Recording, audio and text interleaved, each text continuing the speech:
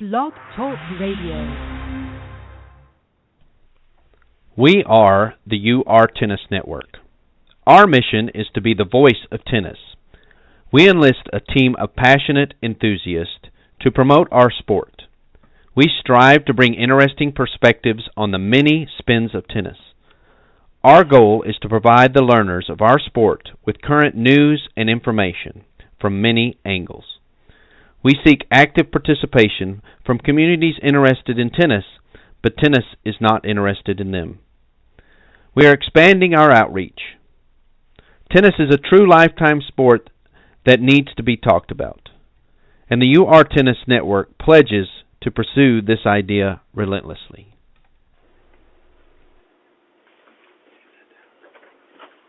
This is Francis TFO, and you're listening to Holding Court.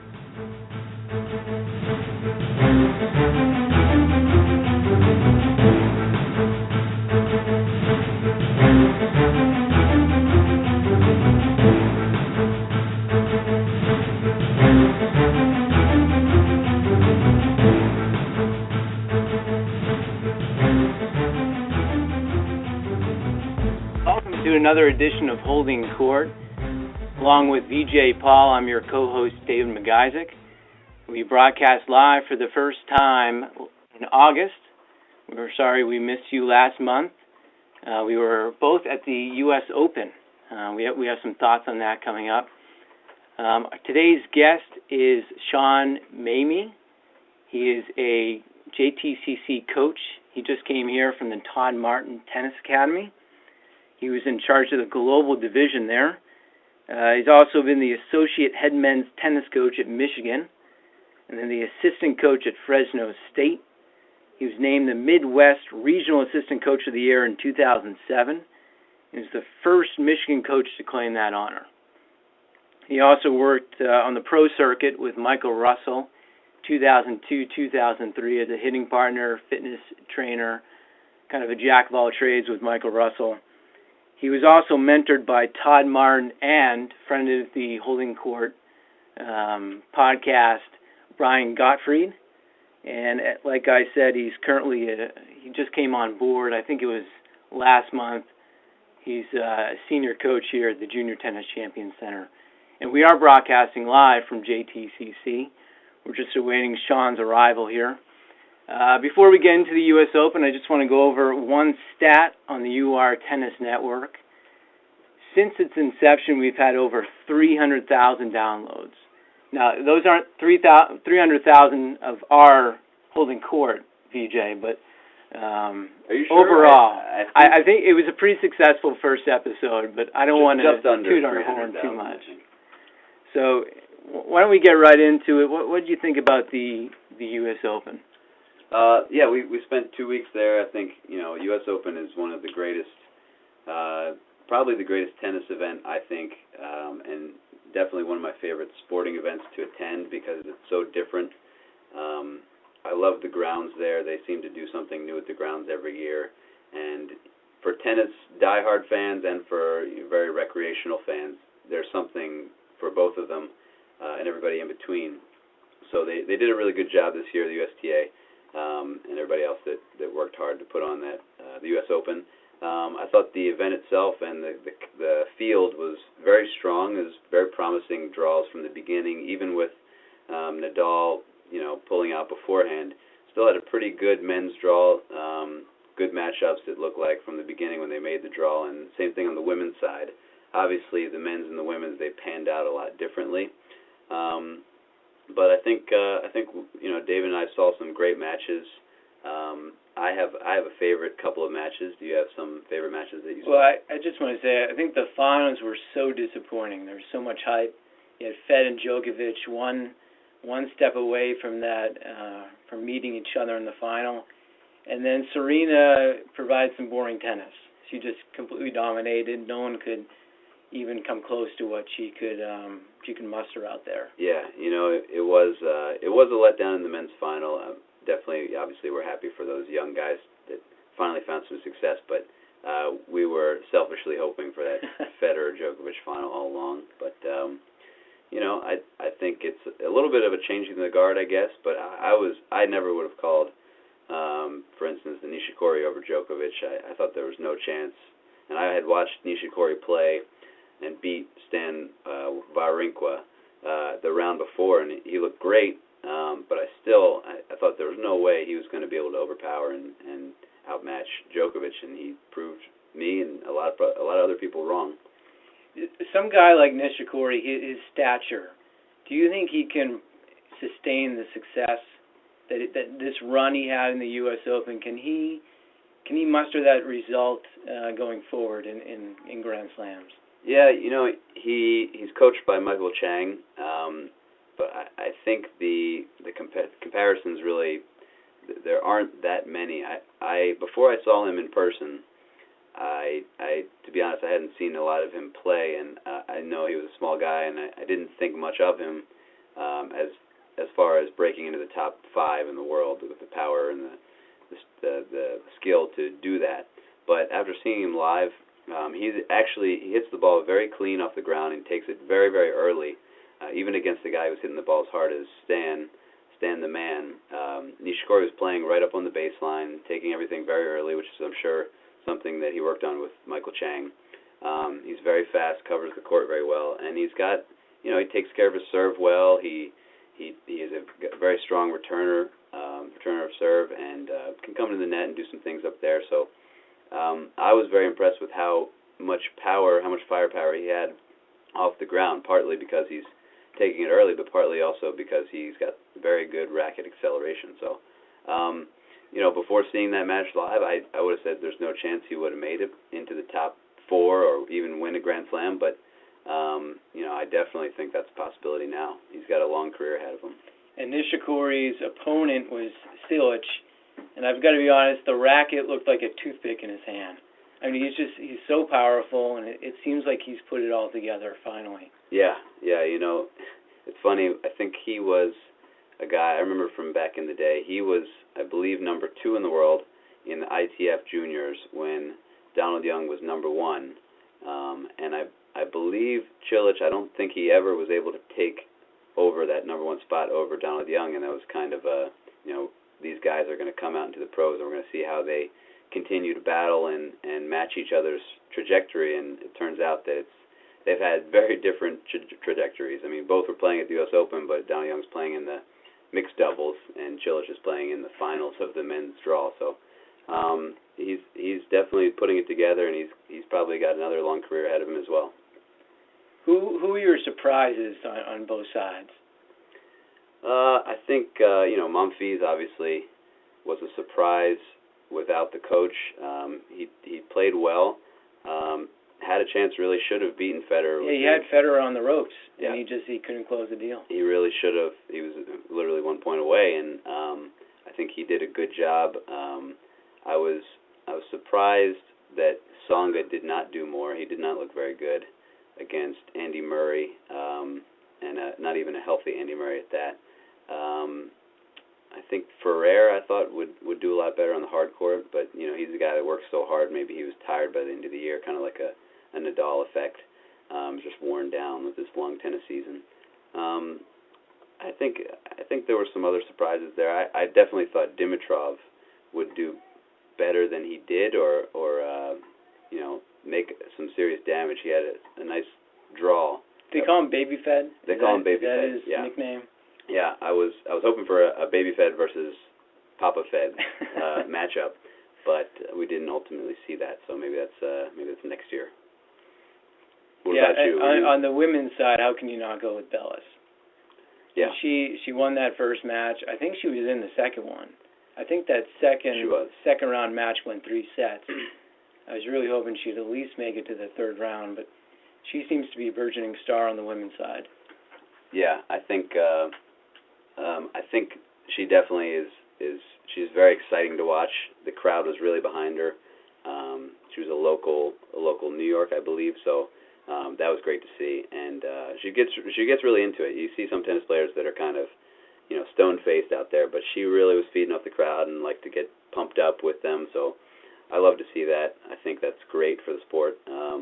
It's great to watch it. You get wrapped up in the energy of it too. I think tennis can be kind of stuffy at times, so and that's where that country club connotation comes. But if we can get some personality back into it. I think that would do a lot for the game in general. Yeah, I think she really ignited the crowd and was a forceful factor, at least through the first 2 rounds of the Open. I think we're going to take a short break here. We're trying to get Sean into the studio, and we're having some technical difficulties, but we will be right back, probably within 2 minutes here, and we're going to get Sean on the line. Again, Sean was the associate head men's tennis coach at Michigan, and he's actually just joining us now. We won't take that break. Sean, welcome to the studio. Yeah, thanks for having me. Thanks. We were just going over your highlights here. You were Todd Martin Tennis. You were the associate head men's tennis coach at Michigan, and then the assistant coach at Fresno State. And then you were named the Midwest Regional Assistant Coach of the Year in 2007. So you have a lot of credentials, and you've had some experience coaching at all 3 different levels. You have the juniors, pros, and collegiate. So what have you learned from those 3 different levels in terms of your coaching, kind of shaping your coaching style and your philosophy? Yeah, it's interesting. I've taken sort of maybe a backwards approach. Luckily, right out of college, I had the fortune of working with a pro, Michael Russell, and was able to, learn a lot about the game, while helping him. And and then moving on from there, eventually going to college, which is at a very high level, and then kind of going backwards into the juniors. And so it's kind of interesting seeing it from the top down, but I felt like it helped my growth as a coach and being able to learn at such a high level, and also communicating with people like Mike and Todd, and being able to shape sort of the style and which way you want to coach. But it definitely has been a good learning, I think, curve for me. Especially learning from the high-level guys, seeing how they work, seeing how their discipline is in shot selections and preparation for matches, and all that sort of stuff has kind of helps me. So then I can relate back to it, for some of the younger guys, and be able to hopefully get them to learn the importance of all those things. What would you say, if I can jump in, what would you say is there one factor that gets the junior to the college level, and then a major factor that gets the great college player to that pro level? Is there one missing piece, or is it a combination of things? Yeah, every player's a little bit different. Some players are lacking in maybe in their serve, or some players are lacking in their professionalism and just the way they prepare for matches, and some players are lacking in a couple different areas. But for the most part, a lot of the juniors are out just hitting tennis balls. They're not really playing a match, and even some of the really good juniors are not conducting the points the way that a pro would, or way that even a high-level college player would. And so I feel like a lot of it is just being mature and being able to understand what's going on the court, and how to exploit, and how to be able to win their points. And at a junior level, sometimes it can be just enough that you run out there and you can run well, and you can get a lot of balls back in play. And then at college, all of a sudden it becomes, well, if you have one weapon, then all of a sudden you become a guy who's in the top 25 in the country. And then at the pro level, you're dealing with guys that all of them are fit, all of them are fast, all of them have big weapons, and so it becomes, the separation becomes a lot harder. That's why not everyone makes it. There's so many really good college players that, if you looked at the top of the list, and several, for the last 5 or so years, you'd go, wow, what happened to that guy? Because he was an unbelievable college player. And sometimes they just don't make it. It's just not that easy to transition your game onto the tour. And so there's a lot of different steps that come along with that to develop into a great pro, or even into a great college player. But I think the way that you should look at it is those steps, is to go and say, okay, now I'm going to be a guy that has, develop a weapon. And as you become a little bit bigger and stronger, you have the ability to do that, whether it's a serve or forehand or whatever it might be. I think we have a question along those lines. We actually have a caller on the line here. Jim from D.C., are you there? Yeah, this is Jim from D.C. I've got a question for Sean, and it relates to our current sentiment. There's a sentiment now that size matters in tennis, that the successful player needs to be above average height or big. I'll say Serena may not be above average height, but she's certainly a large person. And to be a companion to great on-court game skills. Do you have an opinion on that size is a differentiator at that elite level? Yeah, that makes a big difference. I think in every you look at every sport nowadays, and the athletes are getting bigger, faster, stronger, and tennis is no exception to that. I mean, it certainly, the guys are coming out and they're becoming, a lot bigger. And in the past, you'd have a bigger guy across the net, and you'd say, okay, well, you know what, he doesn't move real well, so I'm going to be able to exploit something. But nowadays, I mean, you've got guys that are big, they hit the ball strong, and then they move well. They're really moving well and getting the ball in their strike zone more often. So certainly that's the trend. Obviously now it's easy to look at some of the players that are having some success, and I would say that definitely that's the way that it's going. Now, that doesn't mean that a smaller athlete isn't going to be able to find some success there, but they're going to have to be a little bit smarter on the court. They're going to have to find ways to exploit the fact that this guy might be tall, which, in my opinion, I think, the slice is going to start coming back a little bit more because it's going to keep the ball low now. Instead of trying to get the guy out of their strike zone high, which they've done, over the last several years, now it's going to have to get low. You're going to have to do a lot of different variety. And so I think a lot of that stuff will cycle back around, but certainly that's the trend, and that's the way it's going. And kind of to go along the lines of that differentiating factor, do you think we're doing a good job on the technical aspects of the game and maybe not the mental side, or do you think that's an equal pairing there? Do we need to focus more on the mental side? We, as in just coaches? Just coaching in general. Yeah, I mean, I think overall mentally it's huge. I mean, you look at some of the different strokes out there. Everyone's got, a little bit different forehand, a little bit different backhand. Their service motion might be a little bit different. But all of them are playing a game that revolves around movement, speed, but then as well as thinking about the game and how to play the game. It is definitely a thinking man's sport. Some of these guys can cover it up with a big, huge forehand or a big serve. But you know what? I mean, ultimately, in the end, it really still boils down to that. And if you watch some of these matches that, they're playing in the finals of the Grand Slams, I mean, if you watch a Federer and Nadal match, I mean, there's so much thinking involved in that. And it's not just on that day. I mean, their coaches and those guys are thinking about this match, outside of the court. I mean, they're preparing really well for this, and they're spending some time with it away from the court. So it's definitely a thinking man's sport, and it's something that I'd love to see the juniors be doing a lot more. It's hard to get them to do that because a lot of emotions come into it when they play. And so, once the emotions come in, then all of a sudden their brain gets focused on the wrong things.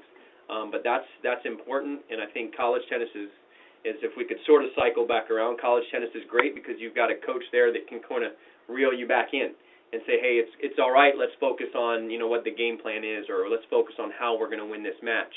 And so I think for sure that's something that helps in college, but and hopefully transition to the pro. Do you think that's something that we should have, coaches in junior tournaments and coaches at the pro level that can do that? Yeah, that's an interesting question. We were lucky to have Mats Wilander here today, and the coaches were just fortunate to spend some time with him, and he made a comment that he felt that sometimes the coaching on the women's tour has hurt them because they rely on the coach to just tell them, hey, you know what, you need to do this. And so the girls go out and they do that, as opposed to thinking about it themselves. And so I would just challenge, the coach to more, and similar to what Mats was saying, is to ask the question, all right, what do you think's working, what do you think's not working, so you can aid in their development of managing a match.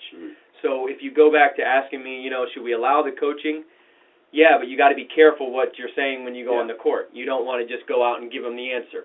More you're open-ended. You want them to take ownership of their game. Right? Yeah, absolutely. And say, all right, in this results, it's funny, it relates exactly to what Mats was saying today, is very much kids need to be problem solvers. And this would be a great way to help them. While we try to do it in practice sets, there's nothing can get them into that match emotions and competitiveness that comes. And so, yeah, I think there'd be some opportunity for that, maybe certain tournaments that allows just that, or but I do believe that in college we really helped guys learn how to manage matches. Their freshman, sophomore years, they seem to be all over the place, but then by the time they were junior, senior year, I can almost just step back and I know that, so-and-so is going to be able to take care of their match because, we've helped them, over a couple years. And then, you know what, they're prepared to go on the tour and do it themselves. Sure. So. In talking about those potential changes, what do you think about the scoring and format alterations that are happening in college right now? You've been at that level before, and What kind of impact does that have on the players and the coaches? Yeah, excuse me. Hearing about it, not too thrilled. Obviously, I don't know if I would consider myself a tennis purist, but as someone that really, I was drawn to the game based off of, the system that they have in place, and a lot of the disciplines and a lot of the lessons that I learned was because of these things. And so I'd hate to see them go away. I don't know the true impact of what's going to happen, whether if they can still learn these lessons of perseverance and these lessons of that I learned and that all these tennis players love, then you know what, fine. But I think it's hard to tinker with something without getting something to happen on the other end. If in college, those guys, I think they just need to still prepare the same way that they would, normally, and they're gonna try and take on those pressure points. And if I was coaching them, I would certainly express my opinions, but also say, look, we're just going to be the team that's strongest when it comes to these moments, and we're going to be the team that handles these pressure situations better than any other team. And then kind of take ownership and say, look, I don't care what format they gave us, we would still come out on top because we're the better, more prepared team. And that's the way the coaches, I feel like they have to flip it. I mean, they can fight this fight of that this isn't, tennis anymore, this is taking away a lot of different things, but ultimately that's what's in front of them, and, you want to get your teams to have success, and that, I think, is a really good teaching tool for the players that you have, is to teach them that, look, this is the format we have, and this is how we're gonna handle it. It's kind of a sticky subject, but the college sports landscape is rapidly changing, and there's talk about unions for players and pay for play. How do you feel about that? Do you have a strong opinion about players not only receiving full ride, but also receiving payments for their play? Yeah, and another topic that obviously it brings, everyone has a strong opinion about, and I think if you want to keep college tennis, pure, then obviously you don't do those extra pays. But I think you have to start looking at some of the rules they put in place that really, really hinder an athlete. So for instance, a guy on full scholarship isn't allowed to make money over the summer. Well, now how does he pay for certain things? So it's a hard balance of figuring out what's fair and what's not fair for the kid to get. Certain tennis players, are sort of, they go to a college and they're required to play throughout the summer. If they want to continue to develop their game, they're required to play out the summer, and so that means they can't make any extra income. Well, a scholarship isn't paying for, all of the kids' food, especially in tennis. When there's 4.5 scholarships, a lot of guys aren't getting full scholarships, so they have to be getting some assistance in another way. So all those things are very difficult to look at. Now, from a football standpoint, basketball standpoint, I can see that a little bit more clear, where, look, we're bringing in so much revenue, then sure. And they're making money off those players. Exactly. There is that argument. There's absolutely that argument. And when you completely sell a jersey that's a Johnny Manziel jersey, right. Yeah, I think something needs to get kicked back. Now, yeah. I think it's going to take a while before it ever to figure out and to play out exactly, but it's an interesting time for college sports, and I'd say for college tennis. The sentiment I get is that there's some, not sure which direction it's going to go with college tennis. So that's definitely something to consider when you start doing stuff like this. And you see a lot of athletic departments, they're bleeding right now. They're in the red, except for those big, like a Texas or a Vanderbilt maybe. No. But the first sport to be cut is tennis, or one of the first cuts. So it's trying to figure out, on top of that, if the players do unionize and they're given that option, then that even further cuts into their budget. Yeah, it's an interesting. It depends what the AD is looking at this. Are they looking at it strictly from a business standpoint? And if they are looking at it from a business standpoint, I'm sad to say is that they wouldn't want to keep tennis. It's not bringing in any, and along with a lot of other sports that are non-generating, not generating any revenue. So the biggest thing is to make your sport, or at least I feel like to make tennis relevant within the university and within the community, and that's something that we always stressed, as when we were in college, is we can't just be about, this school. We have to be about the community and what we bring to them. And so, if you start doing that, then from a business standpoint, they're going to go, well, shoot, this doesn't make sense anymore to cut the tennis team, because they are so much involved within the community. They have a lot of roots within the community, and so many other people are going to be impacted by this. Then I don't want to go ahead and bring on that headache. But if they're not involved, I mean, it's strictly money, and they'll it'll make sense to cut it. So which is sad, very sad. So we know you were mentored by both Todd Martin and Brian Gottfried. So we have a quick game here. We'll see if you kind of know these two guys. So just let us know if you think it's Brian Gottfried or Todd Martin. So we're going to give you a statement and just let us know what you think. So he attended Northwestern University. Todd Martin. Todd Martin, 1 for 1. Wildcat. That's right. Big Ten. VJ, why don't you do the next one? Okay. This is kind of easy. Current CEO of the Hall of Fame. Todd Martin. There you go. 2 for 2. I wish we had a little ding signal. Yeah, good. We need some sound. You guys are just throwing in the softball ones right now. They're real soft pitches. Who achieved the higher singles ranking? And I think this is pretty close. It is very close. We had some interns do some thorough research on this, and we think we have our facts straight. And I would say Brian Gottfried. Mm-hmm. I'd say Brian Bonus Gottfried. points if you know the ranking. 4. Was Todd 4 and Brian 3? That's correct. 3. Yeah. Right, Wow. Yeah. 4 and 3, and then I think Brian was 1 in doubles at one point. Yep. There you go. Even getting the bonus one. Yeah. This is impressive. I threw it out there. Okay. Only missed practice once, and that was to get married. But that would have to be Brian. Yep. There you go. Yeah. Do you not know, that I know for sure, but just if you know him, that's very difficult. difficult. Yeah, absolutely. Do you know who's been or who was telling that story to everyone? Who's kind of the catalyst behind the spreading of that? I guess you could say rumor, because Brian was on our first podcast, and I don't think he probably Ray Benton. Probably Ray Benton might be telling. I think he represented Brian at one point. I think Ray did, but yeah. No, Arthur Ashe was okay. kind of the force behind that accusation, I guess you could call it. Mm-hmm. So I think this one might be a little bit trickier. He was introduced to the game when some Japanese players, housed by his family and competing in the Orange Bowl, gave the toddler a racket. That was Brian Gottfried for sure. I've heard that story. Wow. I've heard that story. Has he told you personally? He has. Wow. Yeah. Yeah. Brian. Luckily, I've had it says I've been mentored by Brian, but I've known Brian since I was, I guess, 18. Wow. And I'm 36 now, and I've known Todd for a long time too. So, these guys have been real influential in my life, and so I'm glad that I'm nailing some of these. Yeah, there you go. They'd be calling you out. Yeah, I'm wondering what's going on. So. Okay, next one. Coach Novak Djokovic for a short period. Todd Martin. Todd Martin. Yep. Not bad. Yeah, so occasional contributor to ESPN.com. Oh, that's a good one. I would guess Brian Gottfried. That's the first one you've got wrong. Yeah. That's all right. That's all right. That's all right. I mean, so far, almost perfect. You're still passing. Okay, good. And then former ATP president. And he was the first president, Brian Gottfried.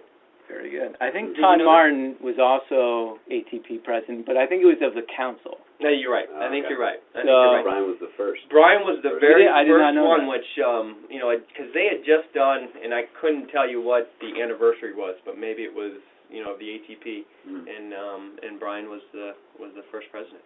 So, yeah. So we'll wrap it up here. Sean, I just wanted to ask you quickly, what was your entry into coaching? How did you get into it? Yeah, I alluded a little bit to it at the beginning. Coming out of college, it was something I always wanted to play, and I always felt like it was something that I wanted to do. But, unfortunately, like a lot of these players, you go out there and you're not getting the success that you want. And luckily, instead of just grinding out, several years, I was approached by a friend of mine, and he was playing on the tour, Michael Russell, and he said, look, why don't you just come and help me out? And I felt like there was no better situation for me to travel the world and spend time working with one of the hardest working guys, on the tour and learn a lot. And so that kind of started to get my interest and my involvement more in coaching. Now, I had done some college coaching, sort of just, helping out programs on the side, but this was my first taking ownership and saying, you know what, this is something I think I'd like to do. And I just really enjoyed it. And Mike was great because it really wasn't coaching. I mean, we were just two guys talking about what was about to happen, and he pretty much coached himself, in that way. So it was more just good for me to be on, the front row seat of that and be able to learn so much. And then from there, getting into the college game and just being able to have access to guys like Brian and Todd and just in general, it just started growing, and I love it just as much as playing. It's been great. Well, Sean, thanks for joining us today. We're excited to have you part of the JTCC team, and thanks for joining us in studio today. We're broadcasting live from the Junior Tennis Champion Center in College Park, Maryland.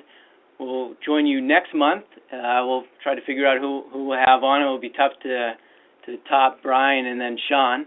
But thanks again for joining us, and we'll catch you next month.